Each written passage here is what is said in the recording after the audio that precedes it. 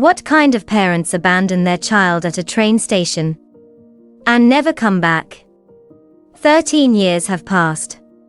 She's no longer the girl they left behind, she's powerful, untouchable. Or so she thought. Now they've found her. But it's not love they're after. It's money.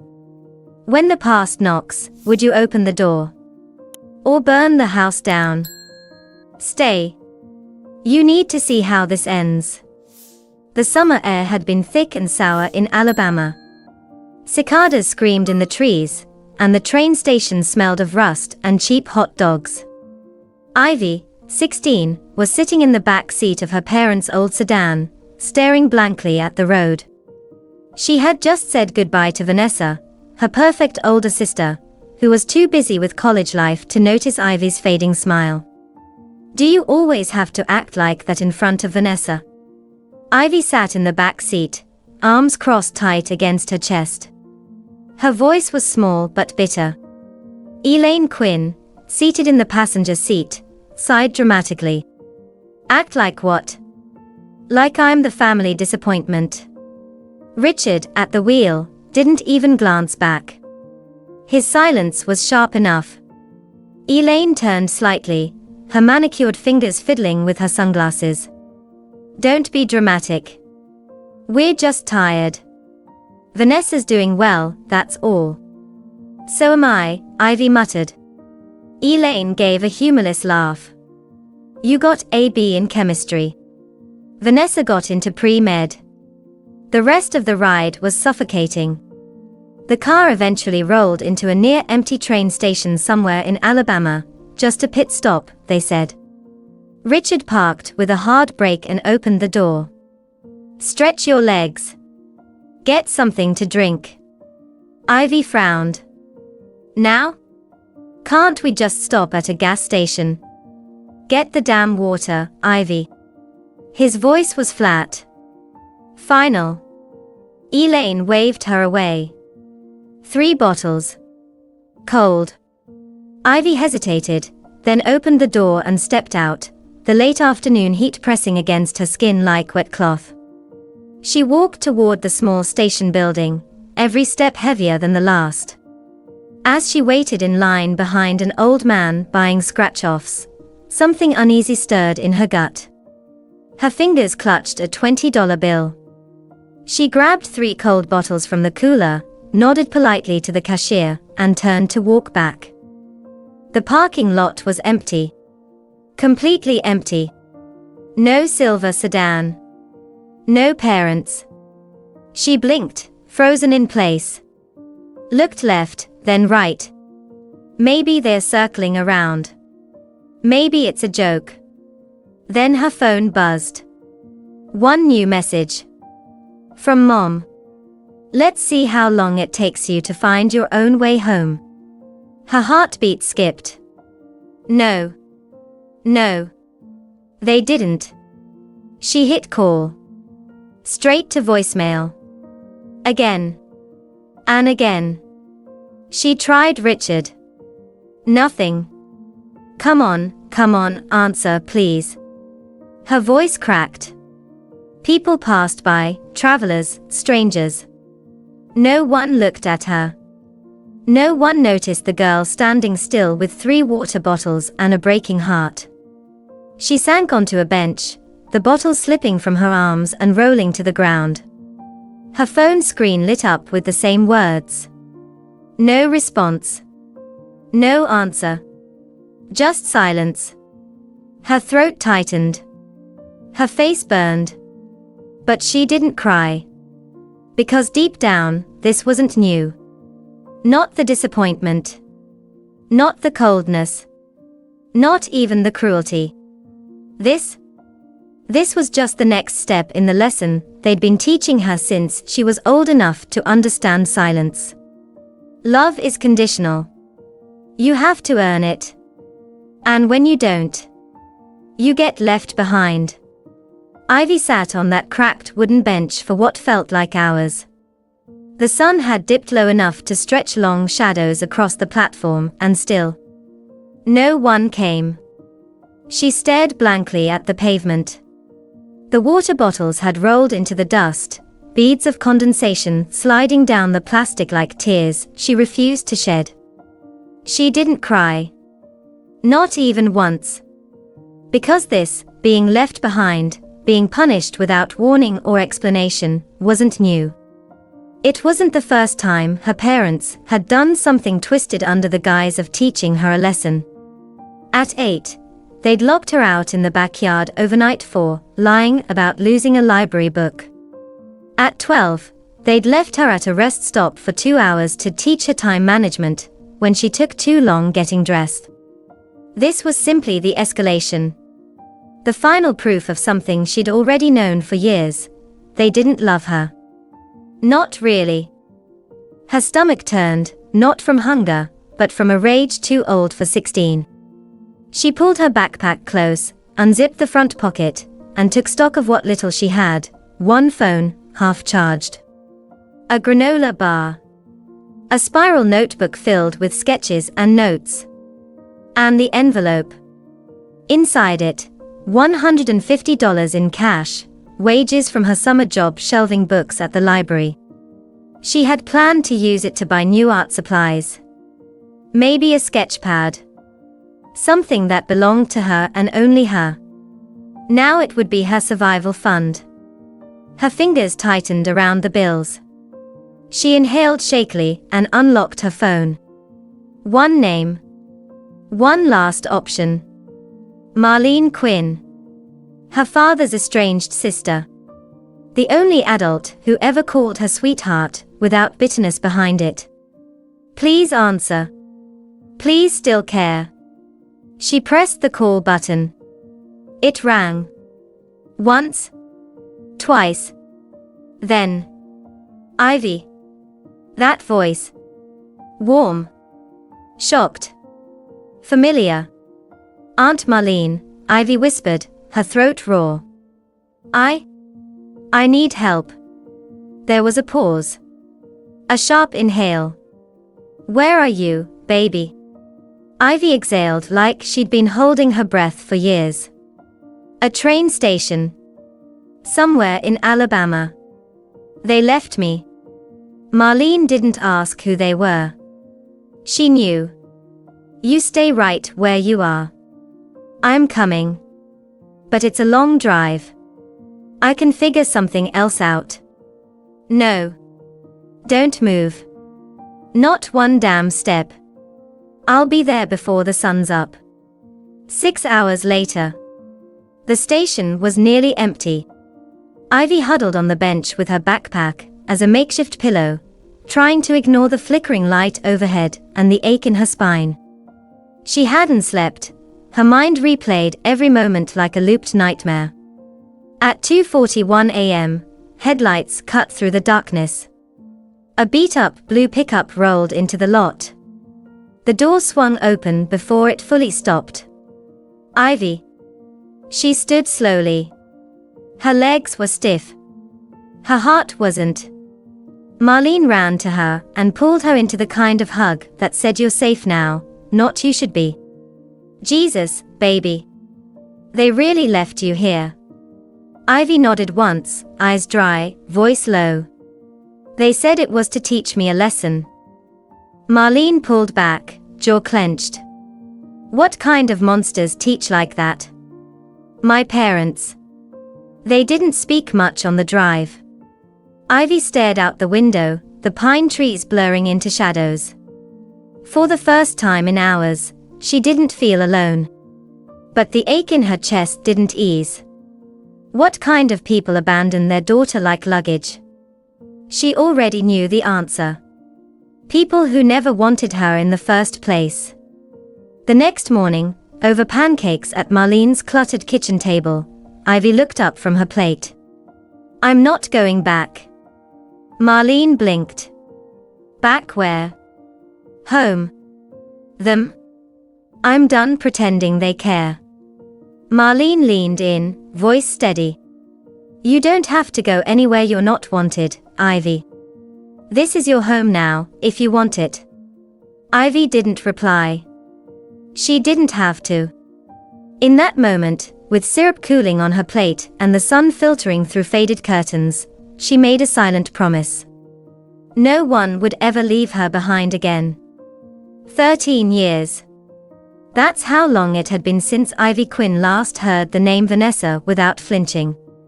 13 years since that summer afternoon at the train station, when trust died, love evaporated, and blood ties snapped like a frayed rope under pressure. In that time, she'd become the kind of woman people didn't mess with. The kind who walked into a boardroom and didn't have to speak twice. The kind whose silence felt louder than most people's fury. She had earned every inch of her success. The skyline of Austin bore her fingerprints. Her company, Innovate Developments, had reshaped entire neighborhoods, redefining affordable luxury, eco-living, and modern architecture. She built it with no safety net.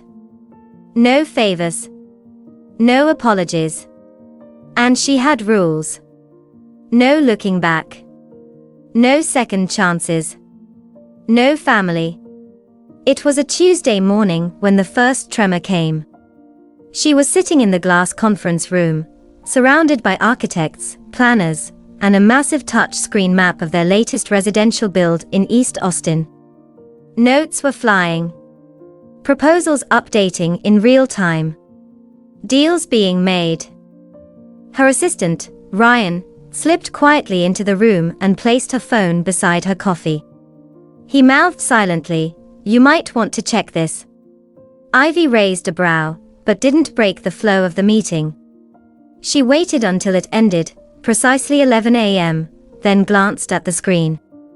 39 missed calls. All from one name. Vanessa Quinn. Her throat tightened so fast, it felt like the air had been pulled from the room. No. That has to be a mistake. She tapped into the log. They weren't spaced out. They were frantic. One after another. 2-minute intervals. Desperation in digital form. And then, one voicemail. She stared at the small icon like it was something radioactive. 13 years. Not a word. And now this. Her finger hovered over the play button. For a moment, the silence in her office felt louder than traffic 20 stories below. Then she pressed play. "Ivy. It's me." The voice made her chest ache in a way she didn't expect. It wasn't the sound of comfort. It was the sound of a wound reopening. "Please don't hang up. Mom and Dad, they found you. They've been trying for months. I told them not to. I told them it would only make things worse, but they need help. They need you. Please. Just call me back. It's not just about them. It's serious." Click. The message ended. And Ivy, who had faced investors, lawsuits, backstabbing deals, and brutal betrayal, felt her hands go cold. They found her. She wasn't hiding. Not really. Her name was everywhere. Her face, her story, her buildings, they were all public. But it had always been an unspoken pact. You stay away, I stay silent. Apparently, that contract had expired. She stared at her phone for several minutes, motionless. Then slowly walked to the wall of windows in her office. Her penthouse looked down on the glittering city she'd built brick by brick. Each building was a scar she had turned into armor. But even now, that armor wasn't enough to stop the burn crawling up her spine. They don't want you back. They want something. Something they can take. The way they always had. That evening, her apartment was dimly lit, soft jazz humming from hidden speakers, the scent of sandalwood lingering in the air. She poured a finger of bourbon, letting the liquid burn her throat as her thoughts spiraled. She stood barefoot by the floor-to-ceiling windows, watching headlights snake across the streets below. Vanessa. Her golden child of a sister. The one who always got the benefit of the doubt. The one who never looked back when their parents locked Ivy out in the cold, figuratively and literally. Her phone buzzed again. Text from Vanessa. I know you're angry. But this isn't about the past. Please? Talk to me. Ivy didn't reply. She couldn't. Ivy didn't sleep that night. She stared at the ceiling of her penthouse, city lights casting slow-moving shadows across her room. The text from Vanessa kept looping in her head like static she couldn't shut off. Please? Talk to me. She didn't want to. But she couldn't ignore it either. Not because of them. Because of her. The girl she used to be, the one who waited at that train station long after hope had turned to frost. By morning, the decision was made, not out of curiosity or guilt. It was strategy. She needed to see Vanessa. Face to face. To look into the eyes of the only person who might still remember the truth, not the story their parents would spin, but the truth of what happened. And if they wanted something from her, they'd have to ask with their mouths, not through someone else's messages. So she agreed. The cafe Vanessa chose was a quiet little place tucked between a florist and an old bookstore, just off South Congress. Trendy enough to seem neutral. Familiar enough to feel safe. Ivy knew better. There was no such thing as neutral ground when blood was involved. She arrived early, out of habit, not curiosity, and took the seat by the window. Her black turtleneck and tailored coat blended effortlessly with the muted sophistication of the space. But her eyes, sharp, steel gray, unreadable, made it clear. This was a business meeting. Not a reunion. She ordered nothing. Just Saturday. Waiting. At exactly 3:12 p.m., the bell above the door jingled. Vanessa Quinn stepped in, looking almost exactly the same, and nothing like the girl Ivy used to call sister. Her hair was pulled into a too-tight bun. Her makeup was neat, almost apologetic. And her smile. Small, uncertain, like someone approaching a stray animal. Ivy. Ivy didn't stand. She just looked at her. Sit down. Vanessa slid into the seat opposite, clutching her purse like it might protect her. Thank you for coming. Ivy said nothing. Just stared. Vanessa exhaled. Look. I know this is a lot. And I don't expect anything. I just cut to it. Ivy's voice was flat, measured. Why am I here? A beat passed. Then Vanessa leaned in, lowering her voice. It's bad. Dad, Richard, he's in serious debt. Gambling. Thousands. He maxed out credit cards, took out loans under both their names. And Mom's been spiraling. She owes the IRS, the mortgage company, their house. Vanessa nodded. On the verge of foreclosure. Ivy blinked once. Then leaned back slowly. And? Vanessa hesitated. They are drowning. They need help. No. One word. Ice cold. Final. Vanessa blinked. Ivy. I don't owe them anything. They are still your parents. No, Ivy snapped, voice razor sharp. They were my parents until the day they left me at a train station like forgotten luggage. Remember that? I was 16. Vanessa looked down. Ivy leaned forward now, her voice low but lethal. You knew, didn't you? Vanessa's lips parted. I didn't know they were going to do that. They told me afterward. They said it was to scare you. To make you grow up. Ivy scoffed. Grow up? She let out a humorless laugh. They didn't want me to grow up. They wanted to erase me. Vanessa's voice cracked. They thought you'd come back. Ivy's eyes flared. They didn't answer a single call, Vanessa. Not one. They watched that phone ring, and they chose silence. Vanessa's fingers curled into fists in her lap. They are not well now. They've lost everything. Ivy stood up slowly, adjusting her coat. So did I. Vanessa looked up, eyes desperate. Ivy, please. Just talk to them. Hear them out. No. Ivy's gaze hardened. I spent years scraping myself out of the hole they threw me into. You know how I survived, Vanessa. Not by forgiving. Not by forgetting. But by cutting the cord. She slung her purse over her shoulder and turned toward the door. Wait, Vanessa called. What should I tell them? Ivy paused, glancing back. Tell them this. She stepped closer, lowered her voice. I'm not 16 anymore. I don't wait around for people to come back.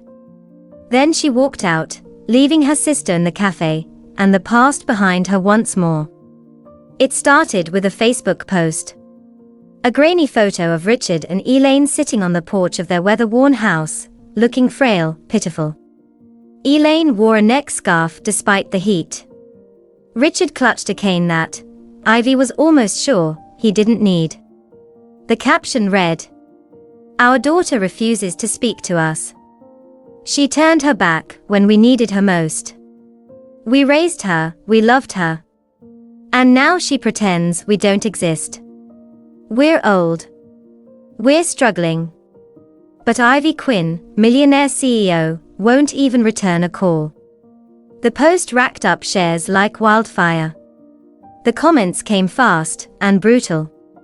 How could she abandon her own parents? Money changes people. I used to admire her. Not anymore. Cold. Selfish. Ungrateful. Ivy read them all with an unreadable expression. She sat at her kitchen island, laptop open, cup of black coffee untouched. On the marble beside it was a printed proposal from a major investor, now postponed. A sticky note was attached in red ink, need to discuss PR concerns. She leaned back slowly, eyes sharp. They went public. Not just with lies, but with a story. A narrative carefully crafted to make her the villain. Her phone buzzed. Ryan assistant. Just a heads up, 3 clients are requesting a pause on upcoming contracts. They are citing ethical concerns related to the posts circulating online. Another buzz. PR director. Should we issue a statement, or wait for this to die down? Ivy stared at the screen. Wait. She'd waited 30 years for the truth to matter. Not anymore. She dialed a number she never thought she'd use again. Vanessa picked up after 2 rings. Ivy. Hi. Her voice was quiet. Hesitant. You knew. Ivy's voice was cold steel. A pause. I didn't post anything. It wasn't me. But you knew. Vanessa exhaled shakily. They told me. I begged them not to. I said it would just make things worse, but you know how they are. Ivy closed her eyes for half a second. And you let them do it anyway. I couldn't stop them. Vanessa snapped, her composure cracking. They are desperate. You walked out. They saw that as a door slammed shut. It was. Ivy's tone sharpened. And now they are trying to blow a hole through the wall. Silence. Then Ivy's voice, lower, darker. I built everything I have. They think dragging my name through the dirt will make me crawl back. They have no idea who they are dealing with. Vanessa didn't respond. Ivy ended the call. That night, she opened her laptop and began to type. No press release. No spin. No legalese. Just the truth. Her truth. She posted a photo, a weathered bench at a rural train station in Alabama. And underneath it, a caption. They didn't forget me. They left me. I was 16 when my parents drove away and never came back. There was no accident. No misunderstanding. Just silence, and a text that said, "Let's see how long it takes you to find your own way home." I found it. I built it. Alone. They taught me how to survive without them. Now they want to be part of a life they tried to erase. This is the only statement I will make. I do not owe anyone love born out of blood, only those who stood beside me when I had nothing. Within an hour, the post went viral. And for the first time, the public listened. The public sympathy was shifting. Ivy's post had done more than defend her, it had lit a fuse. Thousands of comments flooded in, support, outrage, stories from others who'd survived toxic families. Major outlets reposted the photo of the bench with headlines like, "The train station story that broke the internet." Success after silence, Ivy Quinn's fight for the truth. But just when the tide seemed to turn, they fired back. 3 days later, a letter arrived by courier. Richard E. Lane Quinn vs. Ivy Quinn. Filed under the filial responsibility law in the state of Pennsylvania, where her parents had quietly moved the year before. The claim: failure to fulfill the legal and moral duty to support one's aging parents. Ivy stared at the document, lips parted slightly. Ryan, her assistant, hovered awkwardly at the doorway. "Do you want me to call legal?" She didn't answer right away. Instead, she picked up the document, flipped through it slowly, like she was handling something that reeked. They actually did it. They were trying to drag her through the courts for not paying their bills. They left me on a bench, she thought. And now they want me to pay for their roof. 2 hours later, her legal team filled the conference room. Amora Patel, her lead counsel, dropped the file on the table and exhaled. "It's flimsy. The law exists, but it's rarely enforced. And they'd have to prove they actually depended on you financially in the past." "They didn't," Ivy said flatly. Amora nodded. "Exactly. It's a scare tactic. A smear through court move." Ivy leaned back in her chair, eyes narrowed. "So they don't want to win. They just want to watch me bleed." Amora didn't argue. But it didn't stop there. 2 days after the suit was filed, a wave of anonymous emails started hitting the inboxes of Ivy's investors, partners, and board members. Each one laced with half-truths and fabrications. Subject lines like, "Ivy Quinn stole from her family, what else is she hiding? Before she was CEO, she was a thief." The emails accused her of embezzling money from a family trust, of falsifying documents, even of laundering funds through her company. None of it was true. But that didn't matter. Because perception was currency, and someone was trying to bankrupt her with rumor. A week later, she walked into a boardroom filled with long faces and crossed arms. Julian Kane, one of their major private equity investors, tapped a folder on the table.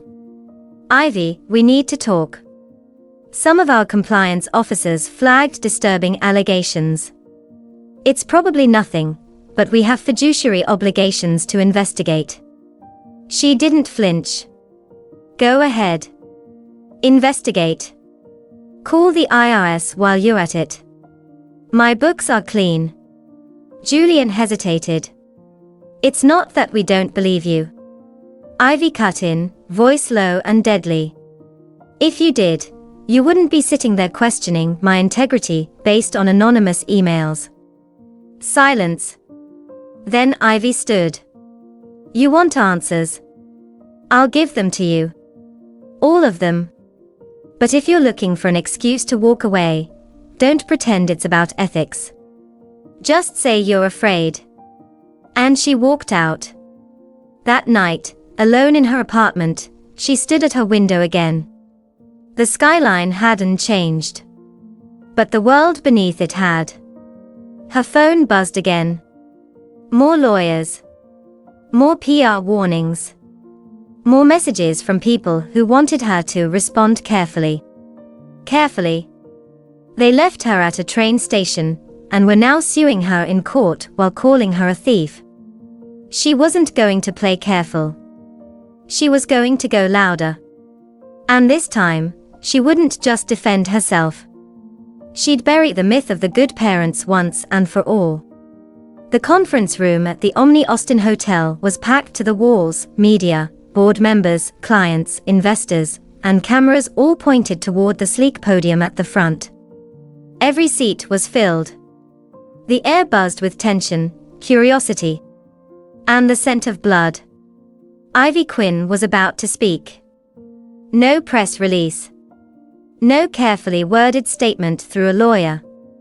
This time, she would speak with her own voice, unfiltered, unscripted, undeniable. The chatter hushed as she stepped to the microphone. She wore black, clean, powerful lines. No jewelry, no distractions. Just presence. She paused before speaking, letting the silence stretch like a held breath. Then, clear and steady. 13 years ago, I was left at a train station in Alabama by the two people who were supposed to love me most. The room stilled. It wasn't an accident. It wasn't a miscommunication. It was a choice. My parents drove away and never looked back. A wave of murmurs moved across the audience. Cameras clicked. Phones rose. She didn't flinch. I was 16 years old. I called. I begged. I waited. And they ignored me. 4 hours. Days. Years. Her eyes moved slowly across the room, stopping at no one, but seeing everyone. This past week, you've heard stories. You've read headlines, rumors, falsehoods. That I am a cold daughter. A greedy CEO. That I abandoned my family in their time of need. A pause. Let me tell you what I abandoned: abuse. Control. Gaslighting. Years of being told I wasn't enough, never smart enough, never kind enough, never worthy enough. I left behind people who saw parenting as power, not love. Who saw their child not as someone to raise, but someone to punish. Mouths were agape now. Some gasps. Some tears. She took a breath. When they left me at that station, I made a choice too. I chose to survive. I chose to build a life. A name. A legacy. Without them. Her voice did not waver. And now, as they come forward, not to apologize, not to heal, but to claim what they think they're entitled to, I stand here to say, I owe them nothing. Not my silence. Not my success. Not my guilt. Another pause. Her jaw tightened. To the investors in this room, I welcome your questions. My books are open. My records are clear. What I've built is mine, earned with honesty, sweat, and unbreakable will. And to every person watching this, who has ever been told they owe their abuser's loyalty, this is for you. She stepped back from the mic, eyes glassy, but proud. Family is not who you're born to. It's who shows up. And I will no longer apologize for choosing myself. The room erupted in applause. It wasn't polite. It was thunderous. Later that night, the video hit 4 million views in under 12 hours. Major outlets featured headlines like, Ivy Quinn breaks silence and shatters the lie. From abandoned to unbreakable, One CEO's fight for the truth. Support flooded in, letters, emails, DMs from strangers. Survivors. Partners. Even public figures. People saw her not as a villain, not as a CEO, but as human.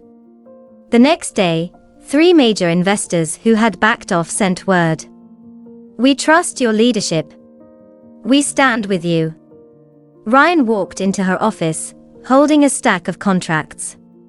"The PR team says we've officially turned the tide." Ivy glanced at him, then out the window. The skyline was still hers. But this time, the ground beneath her felt even stronger. She had taken back the narrative. And more than that, she had taken back herself. The knock came just after 7 p.m. Ivy stood in her kitchen, halfway through a glass of wine, still in her black silk blouse from the day's closing meeting. The sun had dipped behind the skyline, casting golden slants across her penthouse floor. Another knock. Not urgent, but persistent. She knew who it was before she opened the door. Vanessa. Hair disheveled. Eyes rimmed red. She clutched her purse like it held the last ounce of hope she had left. Ivy's face didn't change. Her voice, calm and clear. "You shouldn't be here." Vanessa exhaled, voice trembling. "I didn't know where else to go. Try someone who didn't leave me at a train station." Vanessa flinched. "Please. Just let me say this." Ivy didn't move. But she didn't close the door either. Vanessa stepped inside. The apartment was spotless. Minimalist. Unapologetically elegant, every line sharp, every object purposeful. Just like the woman who lived in it. "I know what I said last time didn't matter," Vanessa began. "But things are worse. They are sick, Ivy. Mom has early-stage dementia. He's fallen into debt so deep I don't even know who's calling anymore. They are losing everything." Ivy raised an eyebrow. "Everything they gambled away." Vanessa's voice cracked. "They were wrong. We all were. But you have the power now. You could fix this." Ivy turned slowly, walked to the floor-to-ceiling windows, letting the silence stretch between them. Then she spoke, calmly. Steadily. "I spent years fighting to build a life where I didn't wake up in fear. Where I didn't have to prove I was worth loving. And you want me to trade that in so they can feel comfortable, while I go back to feeling like I'm 13 again." Vanessa stepped forward. "It's not about you anymore." Ivy turned. Her voice didn't rise. But it hit like a hammer. "It's always been about me. The night they left me, it became about me. And I decided I'd never let them be the center of my story again." Vanessa's eyes filled. "So that's it?" Ivy stared at her. "That's it." She walked to the door, opened it wide. Vanessa hesitated. "You've changed." Ivy nodded slowly. "I'm not the girl they left behind." A pause. Then her voice, firm and final. "I'm Ivy Quinn. And I saved myself." When the door closed, the silence was clean. No echo. No regret. Ivy walked to her phone, tapped the screen. Scrolled to a contact. Aunt Marlene. She hit call. "Ivy. Everything okay?" Ivy smiled for the first time that day. "Better than okay. I was wondering. You free for dinner tonight?" Marlene laughed on the other end. "You buying?" "Of course. You fed me when I had nothing. It's time I returned the favor." Before she left, she sat on the edge of her bed. Opened her phone one last time. Blocked both Elaine Quinn and Richard Quinn.